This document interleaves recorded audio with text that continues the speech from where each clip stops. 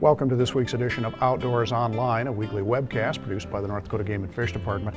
I'm your host, Tom Jensen. My guest this week is Brian Hosek. Brian is the Game and Fish Department's GIS specialist.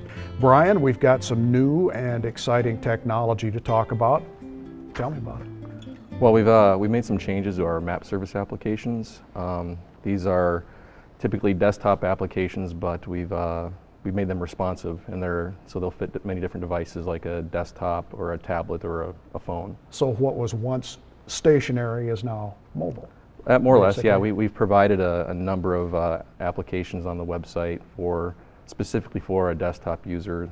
Typically they offered more functionality, a nice suite of tools, you can customize them and things like that. And we brought a lot of that stuff and those capabilities to the mobile devices. So, for the purposes of our talk today, let's break this down into two categories: stationary and mobile, and talk about some of these tools that are available to people. Yeah, again, it's we've really tried to broaden that and let the user experience the kind of tools that they want.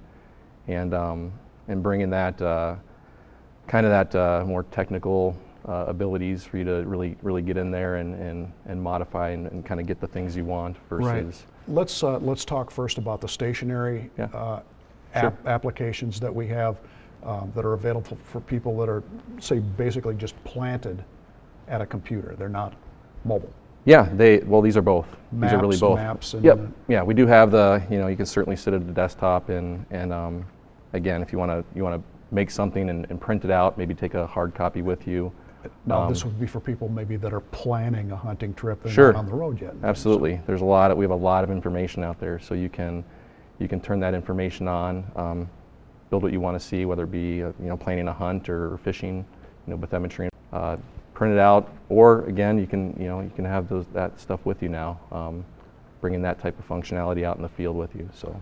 Right. Now, by these maps that you're talking about plots guides, lake maps, any number of things that are available that haven't been available in the past. Absolutely, yeah. We have shooting ranges, things like that. A lot of department information is out there, and it's really up to the user to kind of navigate and experience that. Each one of these have their pros and cons. And so, for example, the map service application, you're gonna use that through a browser. So whether you're at a desktop and you're gonna browse through through a browser and navigate to the website gf.nd.gov and navigate to that application, you're gonna use it that way versus perhaps a mobile app. With the mobile apps, again, they're available on the Play Store or the App Store. It's the ESRI ArcGIS app. A lot of folks know it as the green app. They go out there and download it, and they're making changes to this all the time too.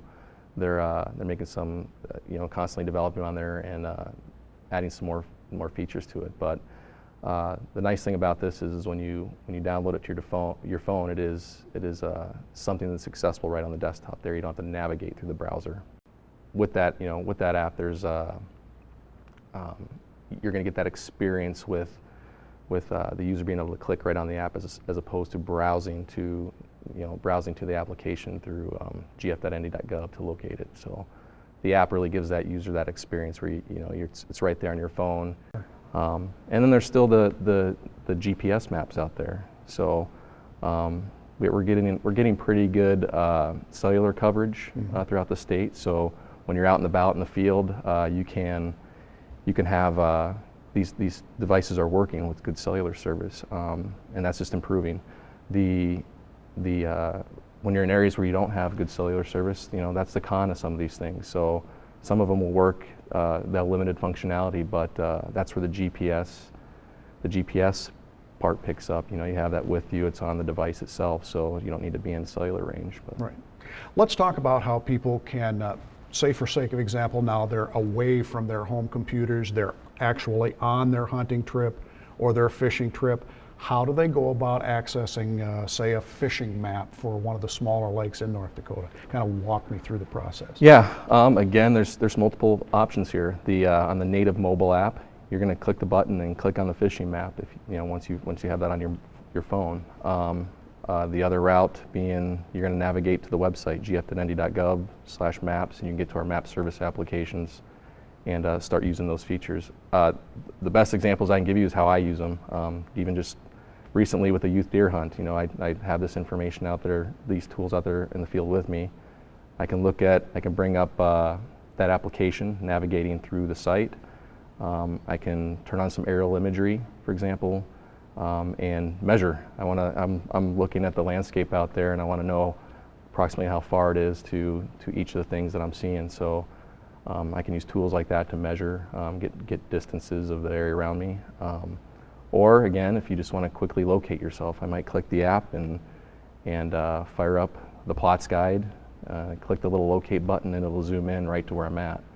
Now, this is a way that you can also tell, I would guess, if you're on private land, if you're on plots land, if you're on BLM land, all of these tools are available for people. Absolutely, that's the nice thing about it. A lot of folks have that hard copy plots guide in their vehicle, but this is definitely a nice feature. We're getting a lot of good feedback on this, bringing that plots guide with you on your mobile device. Well, especially for people that are, say, they're 2 or 3 miles away from their car, middle of the Badlands. They need to know if they're on a ranch or if they're on federal grasslands or. Absolutely, especially if you're unfamiliar with the area you're hunting. Sometimes it's nice to see the the terrain over the hill or something like that, or really evaluate that track a little further when you're gonna walk in there, or maybe there's a slough on the other side, something like that. So. Sure. A lot of people now are up to date with this kind of thing. They have the technological skills and things to get around other people lagging behind in technical skills. What kind of a skill set does someone need to get at these tools? Well, I don't know if you'd be surprised. There's a lot of folks, they just have to, it's not necessarily courage that you need to go out there and try these things, but it's just interest. You gotta, start. They're free and you can't break them. Right. That's a great thing to have. So, get out there and you try it, and you experience the tools and find what advantages it can bring. So. Right. Now, when you say that you can't break them, that's probably very good advice for people to just go out and experiment. Absolutely. If you get somewhere where you don't think you belong, you can just back out of it. You're not going to get in any trouble. You're not going to break it. It's definitely again nice tools. I think we get a range of different skill sets and technical capabilities using them, and we really tried to reach those folks with the different types of apps that we have on our website. The real simplistic ones where you click them and everything's there for you. The plots guide is going to come up right away. To those that again, folks that want to customize things, they want to turn on maybe different layers and build their own maps that with the information that we have on those applications. So, there's a lot of tools on there, a lot of rich tools on some of those map service applications that they can utilize. So, okay, if you are completely lost on some of this stuff, you're scratching your head and have given up and just say, I just don't understand it, there is a tutorial on our website that's absolutely going to walk you through ways that you can get into this helpful material. Yeah, we've been trying to go that direction. Putting those tutorials out for the GPS maps or for using the applications, it's a lot easier for folks to kind of click on there and see it live or see it how someone else is using it. So. All right, Brian, thanks. Thanks, Tom. Some hunting seasons in North Dakota are already open, including grouse and partridge and the deer archery season.